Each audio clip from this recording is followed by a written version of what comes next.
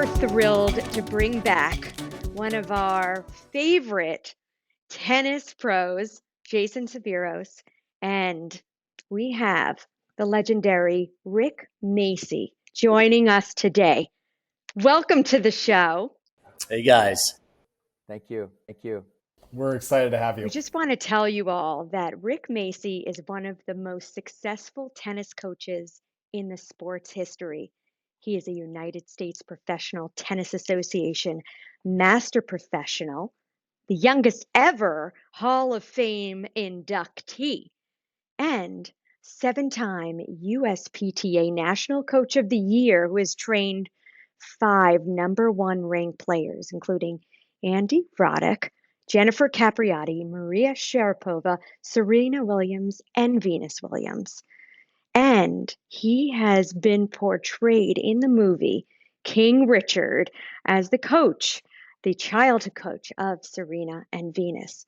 And we are so excited that we're also joined by Jason Severos, the managing partner of the Rick Macci Tennis Academy and the tournament director of Battle of Boca. Welcome to the show, everybody. Thanks, guys. I think this is the most amount of people we've had on the show, Serena. This is so exciting. I feel like it's doubles almost. So you talk about the Battle of Boca. Jay, I'm curious, right now it's the talk of everyone. It's such a great opportunity for young people. And weigh in on it. Tell us about it. By the way, I'll support. Here, I'm wearing my Battle of Boca. Shirt is absolutely incredible. Rick Macci. And the arms look huge too. So you're 2-2.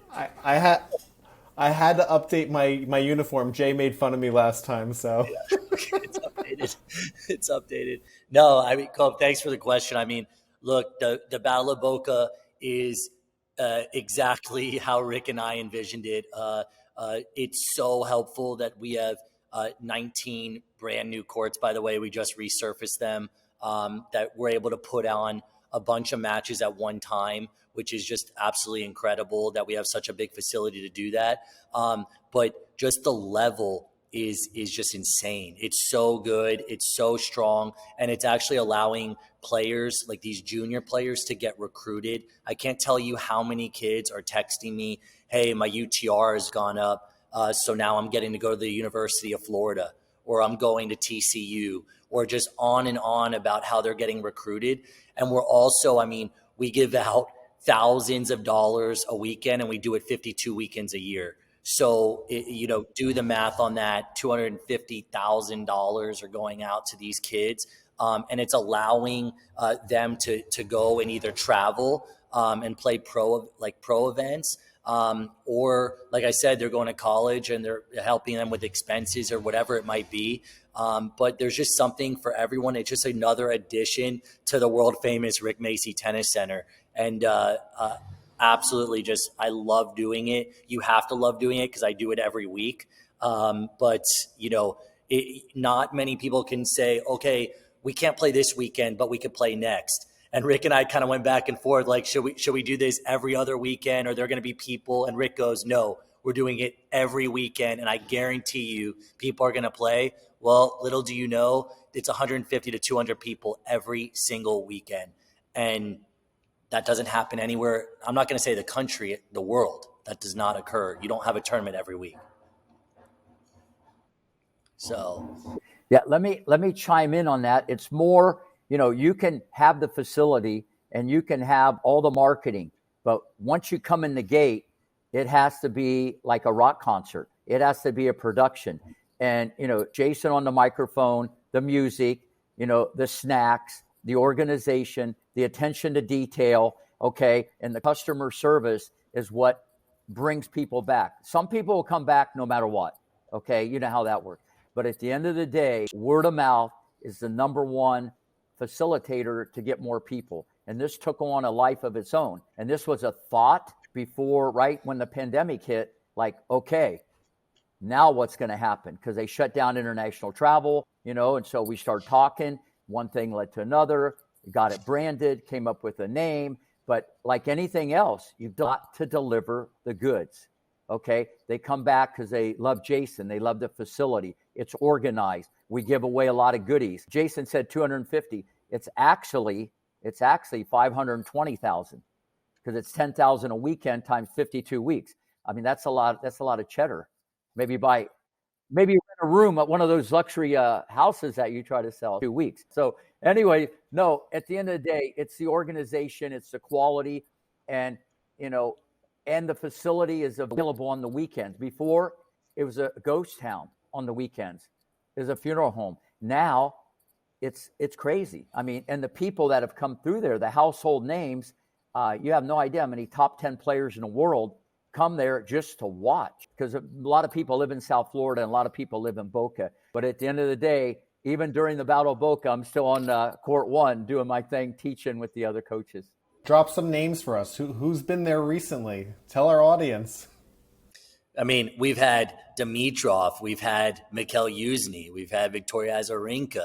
I mean, the list goes on and on and on about how many top players have come there just to watch. I mean, it's just, to be honest with you, it's the place to be on the weekend. And now we've taken it to another level. It's not just the weekend now. Now we run 25K UTR pro events that are during the week. So now it's weekend and during the week, and we have 16 of those about a year.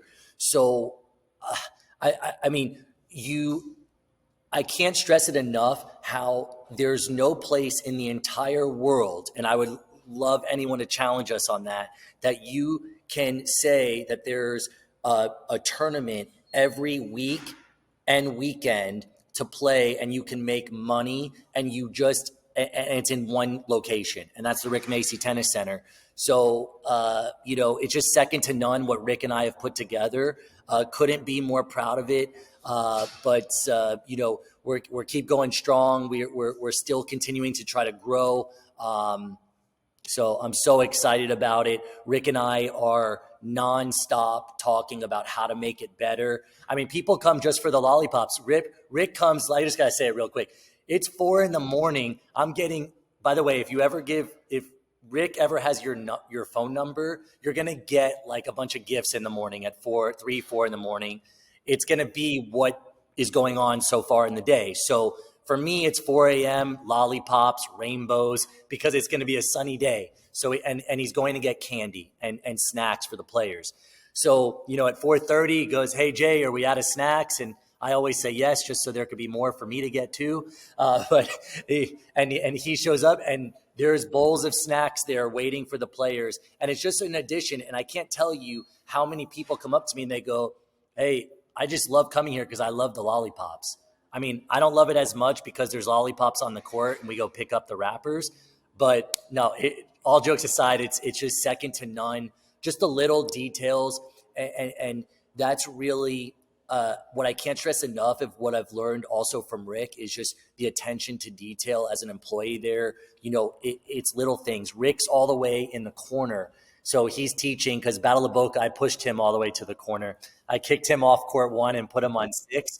But he'll text me and he's like, he sees from there to all the way down that a sign is off by an inch. And he goes, "Hey, Jay, we got to straighten that out."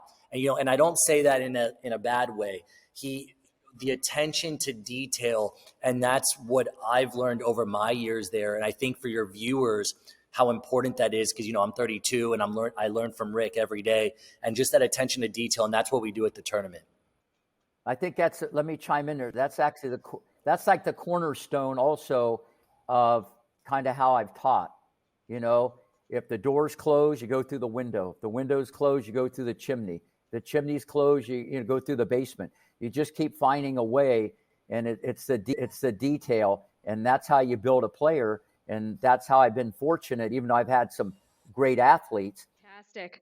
Well, we did see the movie. Thought it was fantastic, but I really enjoy seeing you on television now, just kind of after the US Open, and talking candidly about coaching the sisters way back and early on in their careers, how that all came about. What was that like? Venus and Serena still had to be molded.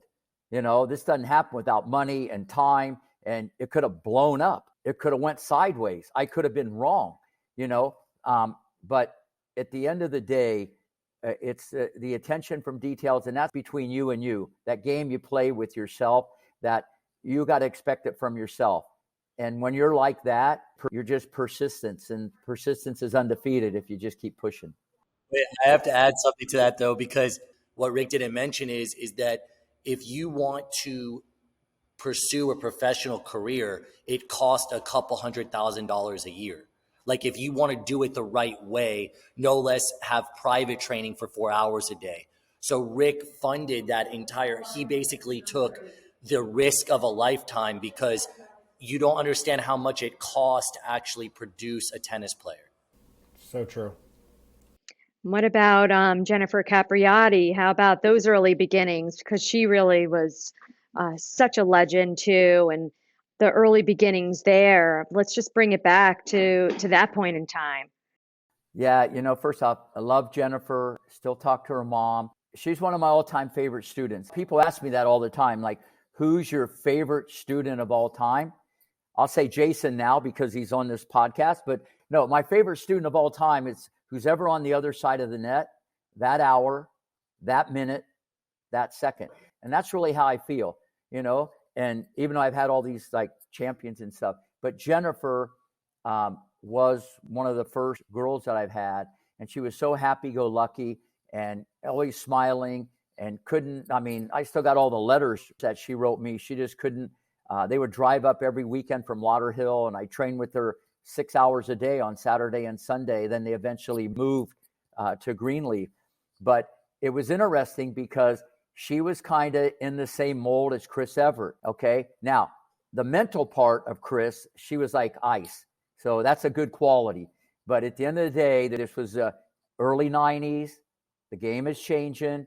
I pushed Jennifer up to the baseline, take the ball early, cut the court, shorten her strokes, had to get her a serve because back then you just get it in and then you battled, So there was a lot of work that was done with Jennifer, her mindset, and just created a monster. But she's one of my all-time favorites. And, when I was with her when she was 12 and she won the 18s in San Francisco and she won the Nationals.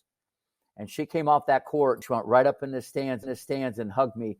It was like yesterday, because when you're with someone every day, you create a bond, and when you get them to feel that way, you can get them to move mountains and climb fences. But, and then at 14, they ended up leaving. Dad started coaching. There's a lot of these daddy's little girls, a lot of the fathers end up coaching, and what I love about Jennifer, even though she got sidetracked and everybody knows the story and the movie, I didn't really like that part of it because in the credits, they should have came back and really told the comeback of the century, because here's a girl who disappears after being top 10 in the world, goes off the face of the earth. No one believes in her except Stefano Capriati, Denise Capriati, and Rick Macci, who's a longtime coach. And she comes back in and out, in and out, in and out. To fast forward the story, she comes all the way back, number one in the world, wins 3 Grand Slams, wins an Olympic gold in the summer, gets that $10 million contract from FILA, and everybody kicked her to the curb. And so this is a young lady who came all the way back. Forget Rocky Balboa. There's a movie right there about the American dream. Persistence, determination. You don't lose the talent, and she was very sensitive, and that's why this all affected her a lot. But at the end of the day, I love Jennifer. Definitely one of my all-time favorite students because she was one of the first. And think about it. It happened in 1988 when she won the Nationals, and that's a record that still stands today. So that shows you how amazing she was. Incredible. Just before we wrap up, I hear rumblings because I'm connected everywhere in Boca. So I do hear that there's reality TV, something going on at the courts. Can you let on to something that's happening at the courts? Yeah, ever since the movie, and obviously I've done a lot of TV and hundreds of podcasts, and people are going, wow, we almost like this guy better than Bernthal. They're kind of getting to see me off a tennis court, and one thing has led to another.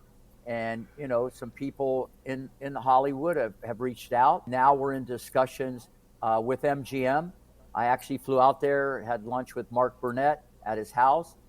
They were here doing a sizzle reel. They interviewed Jason, everybody. Where this is going to go, we're on second or third base. Still some discussions that have to happen.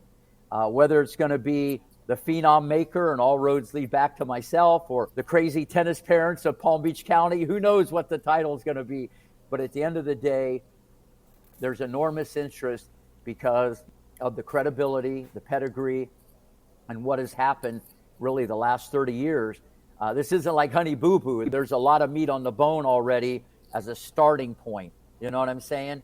So it is going to happen. It's just a matter with who. And there's also going to be, a documentary, and there's a lot of children's books and picture books. There's a lot of things in the oven, but I'll say it again. All roads lead back to the Rick Macci Tennis Center, and every day I'm still going to be on court number 1. That's incredible. But if you need an extra for the reality show, Sarina and I are here for you.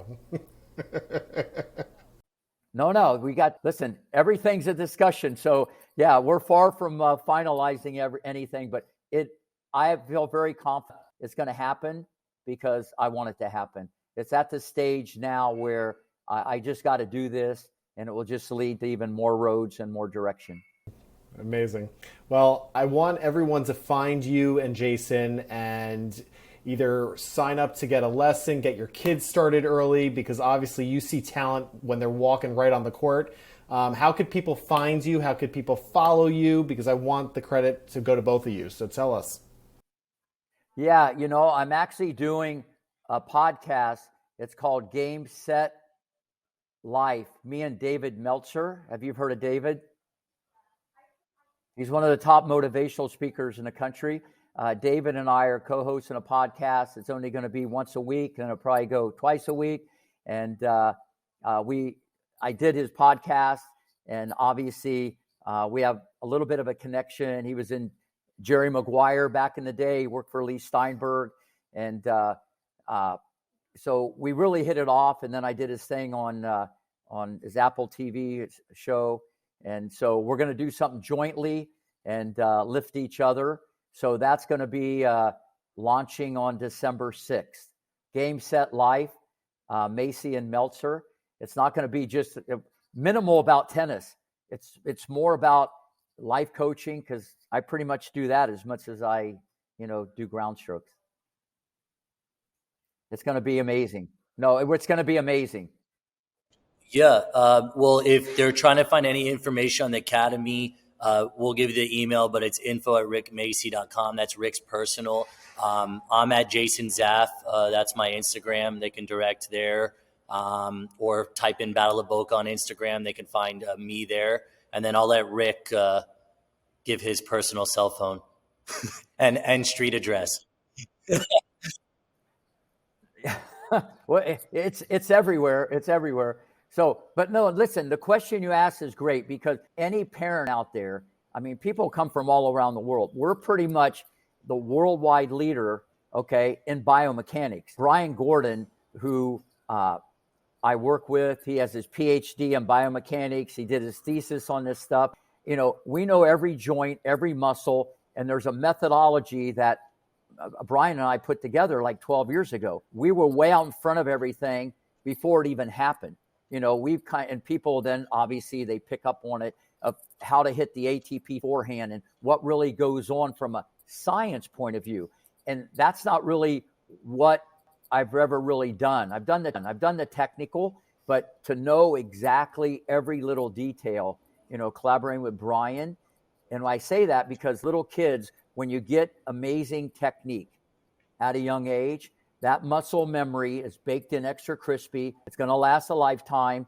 And there's not a wrong way or a right way. There's a better way, and it's at the Rick Macci Tennis Center. Guys, thank you. Thank you so much for joining us. It's been a pleasure.